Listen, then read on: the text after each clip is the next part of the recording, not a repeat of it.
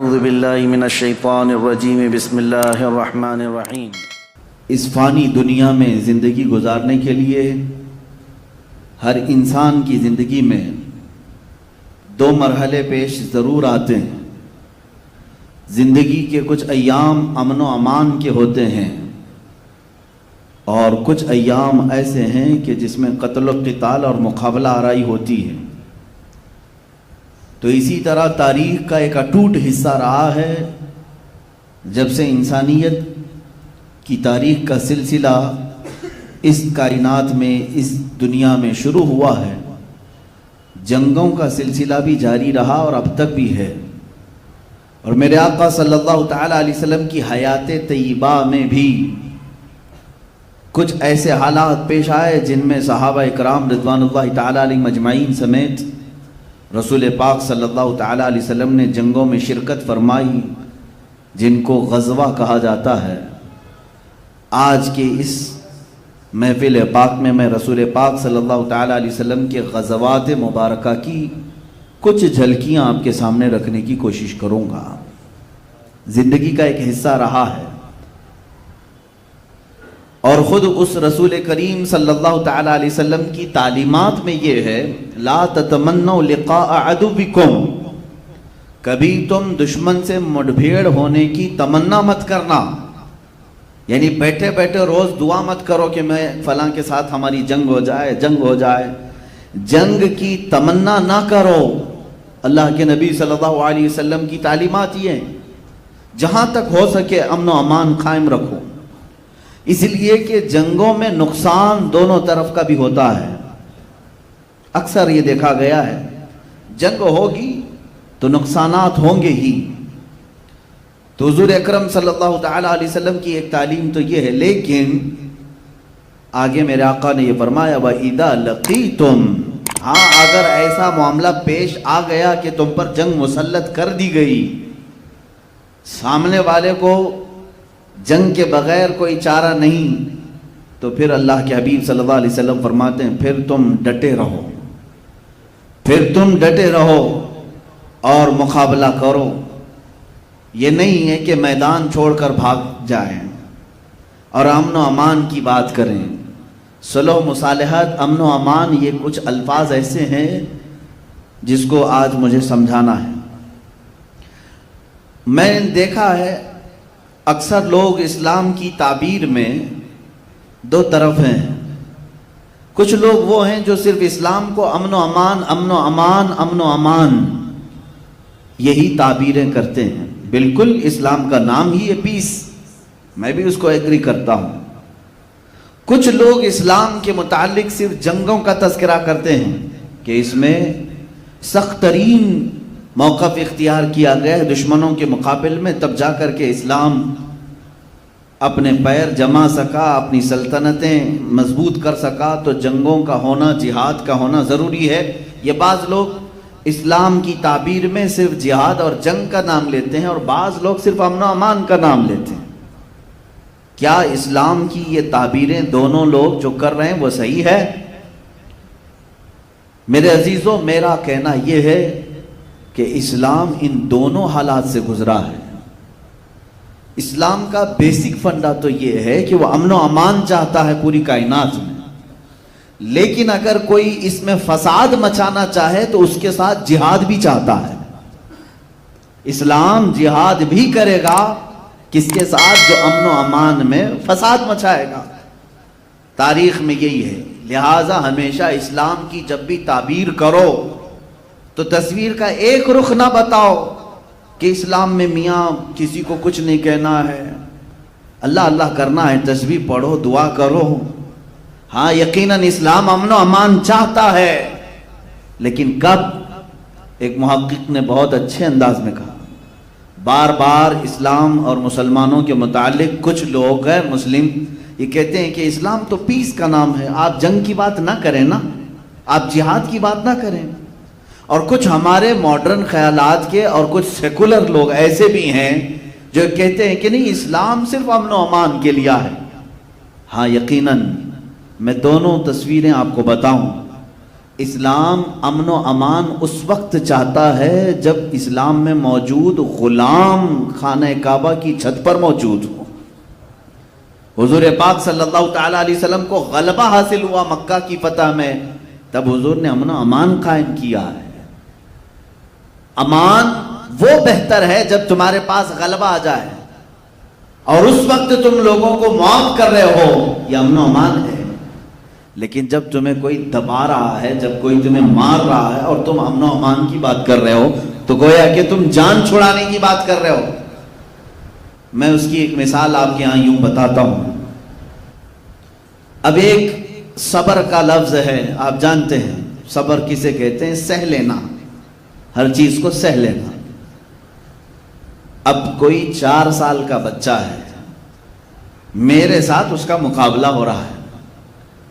4 سال کے بچے کو میں نے تھپڑ مارا، اور وہ 4 سال کا بچہ یہ کہتا ہے میں نے صبر کر لیا.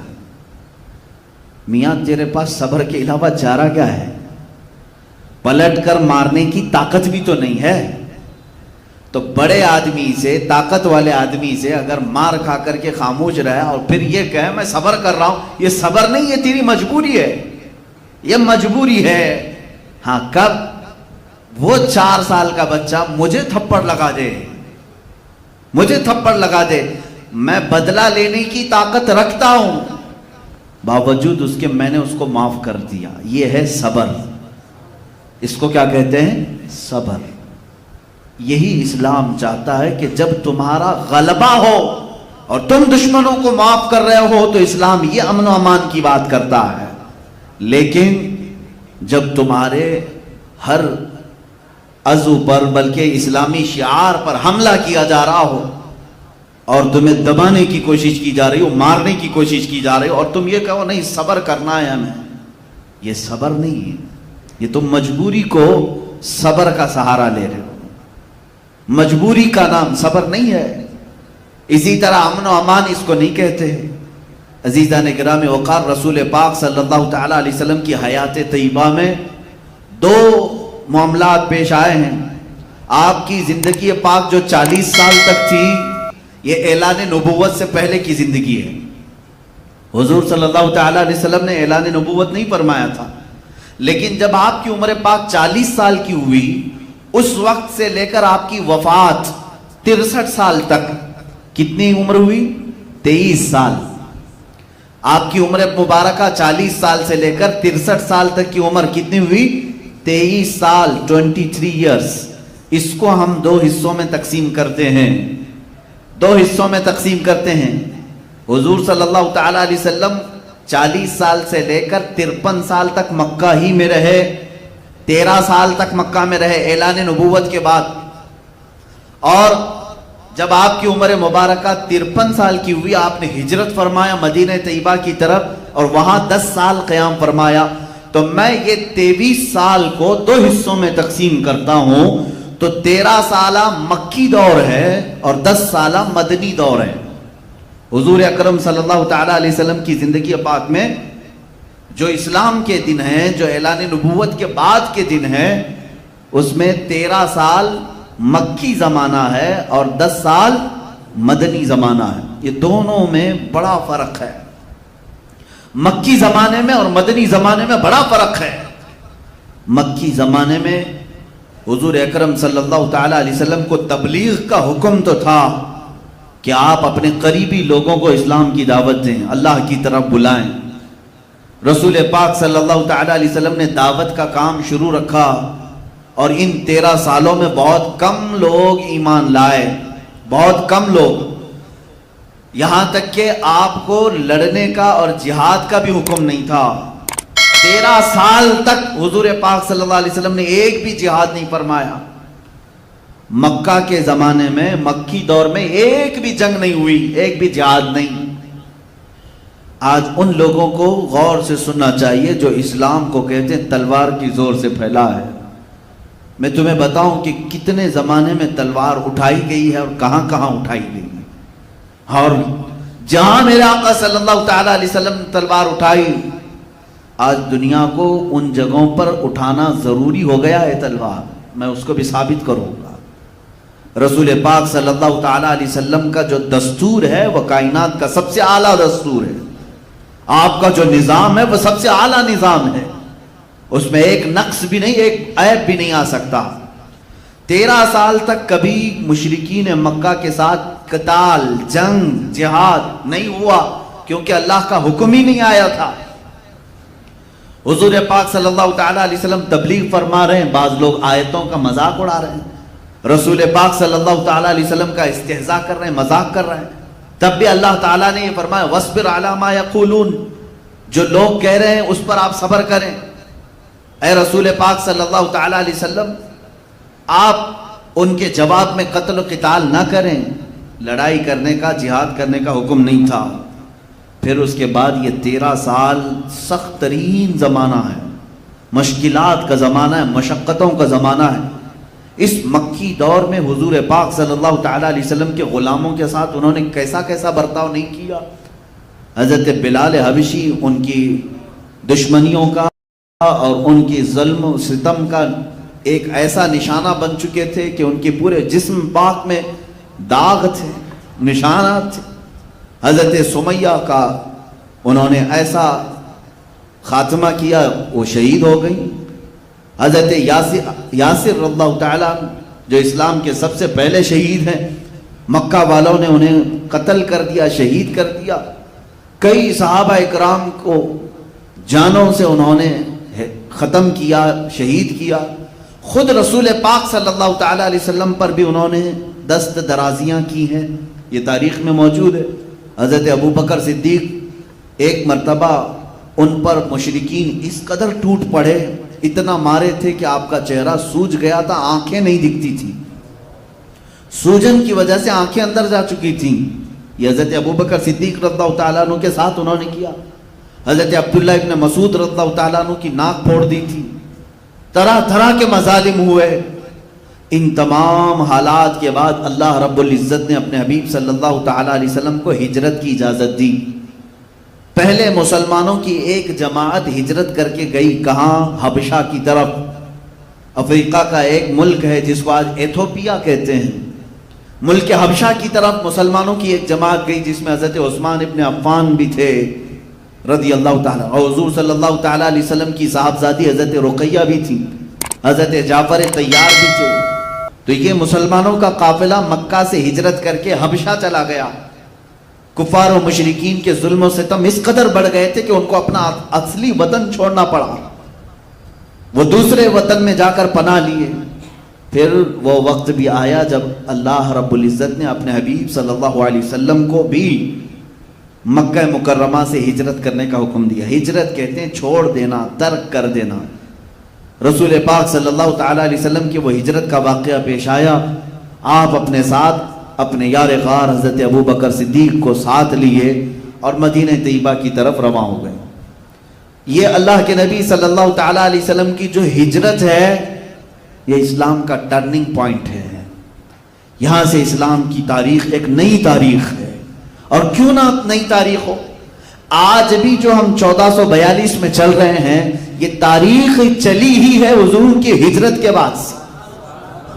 بہت ساری تاریخیں ہیں، کسی کی ولادت سے تاریخ چل رہی ہے، کسی کی وفات سے چل رہی ہے، لیکن اسلامی تاریخ کہاں سے چل رہی ہے؟ حضور کی پیدائش سے نہیں اور نہ حضور کی وفات کے دن سے، بلکہ حضور پاک صلی اللہ تعالیٰ علیہ وسلم نے جو مکہ سے ہجرت کیا مدینے، اس دن سے اسلامی تاریخ شروع ہوئی ہے. آج حضور پاک صلی اللہ علیہ وسلم کو ہجرت فرما کر 1442 ہجری ہو گئی. ہجرت کی تاریخ یہ موجود ہے. کیوں میرے عزیزو؟ یہاں سے اسلام اب نئی تاریخ لکھنے جا رہا ہے. اسلام نے ایک ایسی نئی تاریخ لکھی جس کو انگریز قلمدان مائیکل نے کہا ہے، جس نے کتاب لکھی حضور پاک صلی اللہ تعالیٰ علیہ وسلم کے متعلق کہ دنیا میں سب سے زیادہ اثر اور لوگوں میں انفلوئنس ڈالنے والی شخصیت محمد صلی اللہ علیہ وسلم ہے. اسی انگریز نے یہ کہا، اپنی کتاب میں لکھا، لوگوں نے اس سے سوال کیا پہلے تو نے محمد صلی اللہ علیہ وسلم کا نام کیوں لکھا؟ تو کہتا ہے میں نے اس پروفٹ محمد صلی اللہ علیہ وسلم کی تاریخ پڑھی جس دن یہ اپنی دعوت کے لیے شروع کیا وہ مکہ کا پورا میدان تھا، لیکن اس کی تاریخ، اس کی دعوت پر لبیک کہنے والے صرف دو تھے، ایک اس کی عورت تھی، ایک بھتیجا، ایک بھائی تھا حضرت علی رضی اللہ تعالیٰ، ایک عورت تھی سیدہ خدیجہ، اور ایک چچا کا بیٹا علی جس کی عمر 9 سال تھی۔ یہ مائیکل کہتا ہے کہ یہ دعوت شروع ہوئی تھی صرف 2 لوگوں سے، حضور نے دعوت دی، 2 لوگوں نے لبیک کہا، اس کے بعد اپنے قریبی ساتھیوں میں ابو بکر صدیق اور ایک غلام، یہ 4-5 لوگوں سے دعوت شروع ہوئی۔ اور وہ مائیکل کہتا ہے شروع میں تو ایسا ہی لگا تھا کہ یہ اسی زمانے میں ختم ہو جائیں گے، اس لیے کہ ان کے مقابل میں بڑی بڑی طاقتیں مکہ میں موجود تھیں۔ ابو جہل مقابل میں ہے، ابو لہب مقابل میں ہے، ابو سفیان مقابل میں ہے، یہ سرداران قریش سب ایک جگہ ہیں جن کے ہاتھوں میں اس زمانے کی پارلیمنٹ ہے جہاں یہ لوگ بیٹھ کر کے فیصلے لیا کرتے تھے۔ تو کیا یہ 3 لوگ، 4 لوگ، 5 لوگ ان کا مقابلہ کر سکتے تھے؟ یہ مائیکل کہتا ہے 2 لوگوں سے شروع ہونے والی یہ دعوت میں نے آج کے زمانے میں دیکھا 1.5 ارب تک پہنچ چکی ہے، 150 کروڑ تک اس دعوت کو پھیلا دیا گیا۔ اور اگر یہ دعوت جھوٹی ہوتی تو 14 سینچریوں تک باقی بھی نہیں رہتی۔ آج تک یہ لمبی دعوت چل رہی ہے، اس کا مطلب ہے اس دعوت کے اندر ضرور کوئی سچائی موجود ہے۔ یہ میں نہیں کہہ رہا، ایک انگریز قلمدان جس نے تاریخ لکھی ہے بڑی بڑی شخصیات کی، عزیزان گرامی وقار، یہ ہجرت میرے آقا صلی اللہ تعالیٰ علیہ وسلم کی ایک ایسا اثر دکھاتی ہے، یہاں سے اسلام کی نئی نشو و نما ہوئی ہے۔ اسلام کی بہترین جو سیاست ہے، جو اسلام کی سلطنت کہیں، خلافت ہے، یا اللہ رب العزت کے قوانین کا نفاذ ہے، یہ ہجرت کے بعد ہو سکا ہے۔ ہجرت زندگی میں کچھ چیزوں کو چھوڑنے کو کہتے ہیں، لیکن جب بندہ کچھ چھوڑتا ہے تو اللہ اس کو بہت کچھ اس کے بدلے میں دیتا بھی۔ حضور پاک صلی اللہ تعالیٰ علیہ وسلم ہجرت فرما کر جب مدینہ طیبہ تشریف لائے، اب یہاں پر جو حالات تھے وہ مکہ جیسے حالات نہیں تھے۔ مدینہ نرم دل لوگوں کی زمین تھی، وہاں پر لوگوں نے استقبال کیا تھا۔ اللہ کے حبیب صلی اللہ تعالیٰ علیہ وسلم جب تشریف لائے، آج بھی حدیث کی کتابوں میں موجود ہے، حضور پاک صلی اللہ تعالیٰ علیہ وسلم کے آنے سے تقریباً 6 یا 7 دن پہلے ہی مدینے کی گلیوں میں یہ بات مشہور ہو چکی تھی کہ محمد صلی اللہ علیہ وسلم مکہ چھوڑ کر مدینے آ رہے ہیں۔ آلریڈی وہاں پر 100 سے زیادہ گھروں میں اسلام موجود تھا حضور صلی اللہ تعالیٰ علیہ وسلم کے آنے سے پہلے، کیونکہ حضور جب دعوت شروع فرما چکے تھے مکہ میں تو مدینے سے قافلے آتے تھے حج کے لیے، اور وہ حضور پر ایمان لاتے تھے، واپس جاتے اپنے شہر میں پھر تبلیغ کرتے۔ کئی لوگ حضور کے مدینے آنے سے پہلے ہی اسلام میں تھے، ایمان میں تھے۔ اب یہاں پر آپ کو میں بتاؤں، حضور پاک صلی اللہ تعالیٰ علیہ وسلم جب تشریف لا رہے تھے مدینے میں، دونوں حالات بالکل الگ ہیں۔ مکہ میں بھی حضور آئے ہیں اور مدینے میں بھی حضور آئے ہیں، دونوں جگہ آنے کی کیفیت الگ ہے۔ حضور پاک صلی اللہ تعالیٰ علیہ وسلم مدینے میں جب آئے تو تاریخ میں ہے بنو نجار قبیلے کی ساری بچیوں کے ہاتھ میں دف تھے، اور وہ سنیت الوداع کی گھاٹیوں پر چڑھ جاتی تھی اور روزانہ صبح سے شام تک انتظار کرتی تھی۔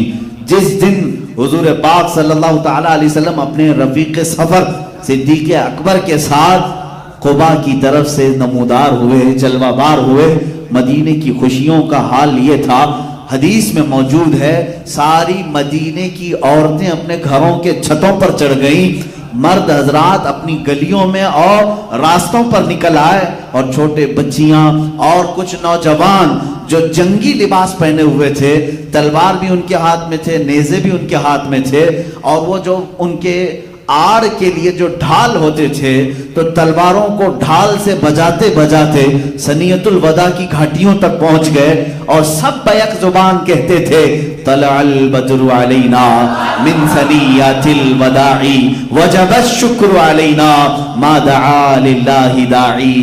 یہ ہمارا بریلویوں کا کیا ہوا سلام نہیں ہے، یہ مدینے کی وہ صحابیات بچیوں کا سلام ہے جنہوں نے حضور کا مدینے میں استقبال کیا ہے۔ ارے میرے عزیزو، یہاں مجھے بات یہ کہنی پڑتی ہے کہ اگر آج ہم میلاد میں کہتے ہیں نور والا آیا ہے، نور لے کر آیا ہے، یہ جو نعتیں پڑھتے ہیں تو در حقیقت یہ مدینے والوں کی ترجمانی کر رہے ہیں. انہوں نے بھی حضور کا استقبال کیا تھا اور یہ کہا تھا اللہ والا ہمارے شہر میں آیا ہے. انہوں نے تو بڑی بات کہی تھی، طلع البدر علینا، انہوں نے کہا 14ویں کا چاند ہم پر طلوع ہو گیا ہے. من ثنیات الوداعی، یہ ثنیت الوداع کی گھاٹیوں سے 14ویں کا چاند ہم پر طلوع ہو گیا ہے. وجب الشکر علینا ما دعا للہ داعی، یہ اللہ کی طرف بلانے والا پیغمبر جب تک بلاتا رہے گا ہم سب مدینے والوں پر اس کا شکر واجب ہوگا. یہ بچیاں پڑھ رہی تھی. اب مجھے یہاں سمجھ میں آیا، بعض لوگ یہ کہتے ہیں جب حضور پیدا ہوئے تھے تو کوئی میلاد نہیں منائے تھے مکہ میں، ہے نا؟ حضور جب پیدا ہوئے تھے میلاد مکہ والوں نے نہیں منایا، آپ کیوں منا رہے ہیں؟ تو جواب میں آپ یہ کہیں جب حضور مکہ میں پیدا ہوئے تھے تب مسلمان تھے کہاں؟ حضور نے تو 40 سال کے بعد اعلان کیا ہے. نہیں، حضور نے 40 سال بعد اعلان فرمایا. مکہ میں حضور پاک صلی اللہ تعالیٰ علیہ وسلم جس وقت جلوہ گر ہوئے تھے خوشیاں منائی گئی، اور بات ہے کہ تمہاری آنکھیں نہیں دیکھتی. اس وقت تو جبرائیل امین خوشی منا رہے تھے، ملائکہ خوشیاں منا رہے تھے. لیکن اگر تم دنیاوی باتیں کرتے ہو ظاہری طور پر تو میں مانتا ہوں مکہ والوں نے خوشیاں نہیں منائی تھی، اس لیے کہ وہاں سب کافر تھے، اکثر کافر تھے، مشرکین تھے. لیکن مجھے یہ بتاؤ مدینے جب وہ رسول آئے تھے تو خوشیاں منائی گئی تھی کہ نہیں؟ اس لیے کہ مدینے میں پہلے سے مسلمان موجود تھے. پتہ یہ چلا رسول آنے کے وقت خوشیاں صرف اسلام والے مناتے ہیں، جن کے ہاں ایمان ہے وہ خوشیاں مناتے ہیں. کفر و شرک جہاں پہلے سے ہو ان کو میلاد سے کیا غرض ہے؟ رسول پاک کی ولادت سے کیا غرض ہے؟ کل ہی ایک صاحب نے مجھ سے پوچھا میلاد منانا کہاں لکھا ہوا ہے؟ میں نے کہا سنیوں کی قسمت میں لکھا ہوا ہے. کہاں لکھا ہوا ہے؟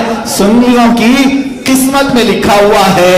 اس لیے کہ ہم نے تاریخ میں دیکھا ہے کہ جب رسول مکہ میں آئے تو وہاں قسمت والے ایمان والے نہیں تھے، اس لیے ہو سکتا ہے انہوں نے ظاہری خوشی نہیں منائی، لیکن مدینے والوں کی قسمت میں تو ایمان تھا. جب رسول نمودار ہو رہے تھے، ارے میاں انہوں نے تو دف بجا بجا کر کے اپنے نبی کا استقبال کیا.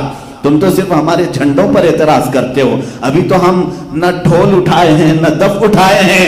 مدینے والی بچیاں دف بجا کر کے میرے نبی کا استقبال کر رہی تھی. اور میرے آقا نے اگر یہ بدعت اور شرک ہوتی تو مدینے والوں کو کہتے لے جاؤ اپنے دف اندر، یہ سب کیا کر رہے ہو؟ بلکہ صدیق اکبر فرماتے ہیں حضور نے خوشی کا اظہار فرمایا. پتہ یہ چلا میلاد منانے والوں سے میرے آقا بھی راضی ہوتے ہیں. حضور پاک صلی اللہ تعالیٰ علیہ وسلم راضی. ویڈیو کو لائک کر کے شیئر ضرور کر دینا.